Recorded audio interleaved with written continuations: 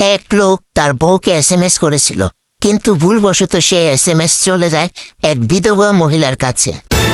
সেই বিধবা মহিলার স্বামী গতকালে মাত্র মারা গেছে। যাই হোক, মহিলাটি মোবাইলটি খুললেন এবং এসএমএসটি পড়লেন। এসএমএস পড়ে সাথে সাথে মাটিতে পড়ে অজ্ঞান হয়ে গেলেন।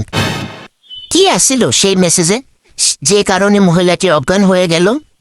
মেসেজে লেখা ছিল যে, আমার প্রিয় বউ, আমি ঠিকঠাক মতোই পৌঁছেছি। আমি জানি তুমি আমার কাছ থেকে এসএমএস আশা করোনি। এখানেও আজকাল মোবাইল এসে পড়েছে।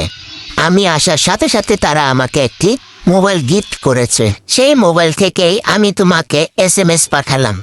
তুমি জেনে আরো খুশি হবে যে তারা সবাই এখন তোমার জন্য অপেক্ষা করছে। আশা করা যায় কাল পরশুর মধ্যে তুমি চলে আসবে। আশা করি তোমার যাত্রাও হবে আমার মতন সুখে। তোমার অপেক্ষায় রইলাম। ইতি তোমার প্রিয় স্বামী।